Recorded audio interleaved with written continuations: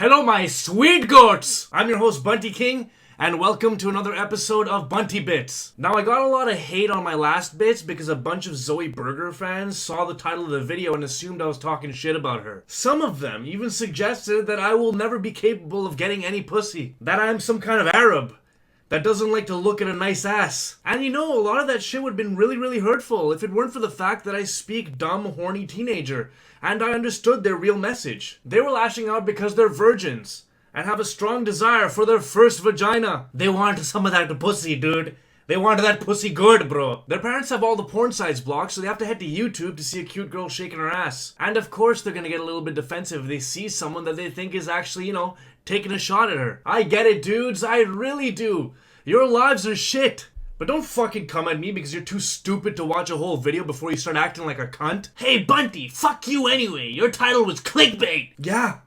Nearly everyone clickbaits on this platform. What else am I supposed to do? Oh wait, I know exactly what I need to do. Not give a shit about what you dumb rats think, keep making content, and push my dick further into your mother's dookie hole. Whoo! So I was working on my last bit on Tuesday night when my buddy Ginger Heat pointed out an item that was on the front page of Reddit. It was a post titled, "You can actually pinpoint the year Rockstar discovered microtransactions," and it linked to an image which showed a timeline. I got it up behind me, but if you don't want to see it through some shitty retro TV overlay, you can go ahead and pop it open via a link in the description below. It starts in 2008 and leads up to 2017, listing all of their titles below each year, starting with Grand Theft Auto 4. However, the titles abruptly end in 2013 with Grand Theft Auto 5 and then lead on for the next 4 years with a whole bunch of nothing. While there is no doubt in my mind, and there shouldn't be in yours either by the way, that Rockstar is working on their next big title, it is a little curious that they released nothing but DLC for Grand Theft Auto 5 if you are excluding their next gen and PC ports, which were in my opinion so fucking sweet, dude. I loved Grand Theft Auto 5 so much that I bought it 6 times, 3 times for myself over the separate consoles, and 3 times for gifts. I truly believe that it is their best game to date, regardless of the fact that GTA Online fucking sucks and the majority of their fan base are subhuman degenerates. I remember cutting the line on launch day back in 2013 because my friend worked at the video store, and the moment I bagged my game, I rushed out of there because there were people giving me shade. And they look like legit criminals that have been waiting there for over an hour to get the fucking game. Grand Theft Auto, amazing series. Its fans, not that amazing. But yeah, coming right back to the topic at hand, it is a little weird that in the last 3 years, we have not heard anything official from Rockstar in terms of new titles. At least not anything concrete. I mean, if you were to take this timeline and shift it back 7 years, it would paint an entirely different picture of the company. And interestingly enough, this drought does coincide with the year in which microtransactions really became a thing in the video game industry. I'm talking about the day some suits decided that it shouldn't just be a mobile app thing. A Candy Crush, get all your friends to fucking hate you by incessantly inviting them to it, or pay $100 to replenish your shit life thing. Nah, it was time to start charging you for things in a thing that already cost you $70. I think the worst thing about GTA Online, apart from the community cunts and unstable netcode, is that they make you think that you can actually get everything in the game by just playing the game. And sure you can.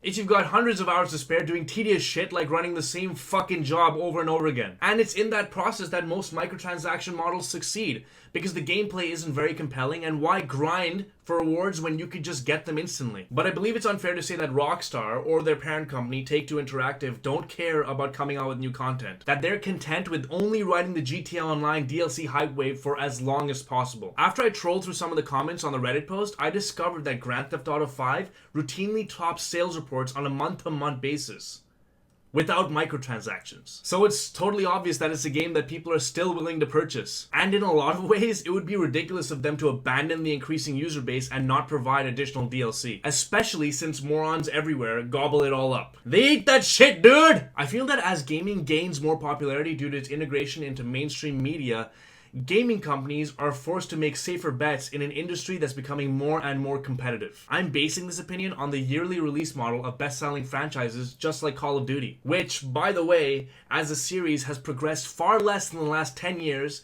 than it did between its first entry and COD 4. The last generation of gaming was the generation of risk-taking, and even towards the end of that, it became more and more of the same shit. What I'm trying to say is that back then, Rockstar had the ability to come out with whatever they wanted. They brought open world games to the next level and changed the industry forever.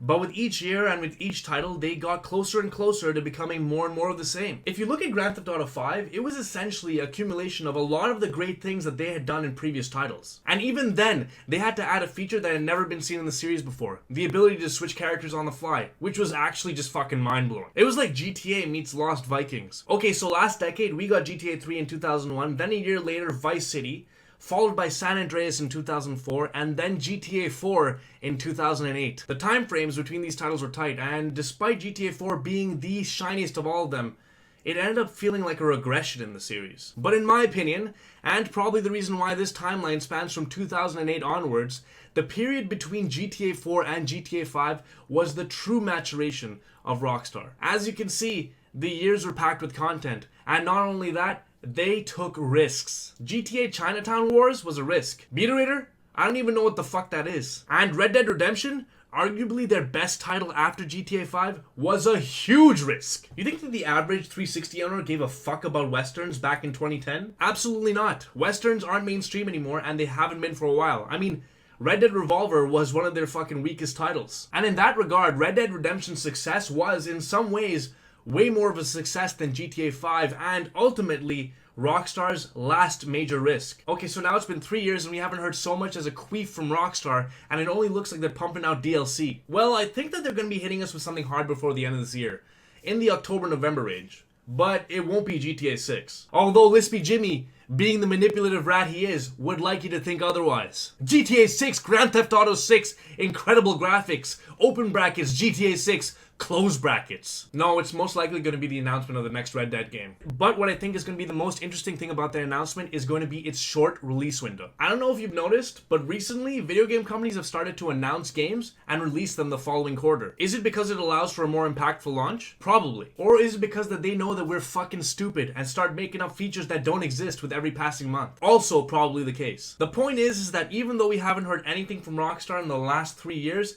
chances are something big is coming. Because despite how safe they've played it in recent years, Rockstar is still one of the most ambitious companies in the industry. So that is all I got for you today, my sweet goats! I hope that this video gave you a bit of perspective into what could very well be the situation surrounding Rockstar's next big game announcement. But if there's one more thing that I could leave you guys with, it's that it would be absolutely amazing if you could stop expecting Rockstar to be at E3. They don't give a shit about E3. News aggregators everywhere, I'm talking about IGN, GameSpot, Polygon.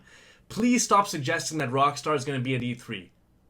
Report on something else. And please, Lispy Jimmy, for the love of fat baby Jesus, I know you love money, but fuck off with the GTA 6 clickbait. If you did enjoy today's video, feel free to leave a like, hit the sub button for more content, and share this video with a friend. Until next time, I'm your host Bunty King, and this was Bunty Bits. Serious question, how do you guys deal with your oversized, painful shits?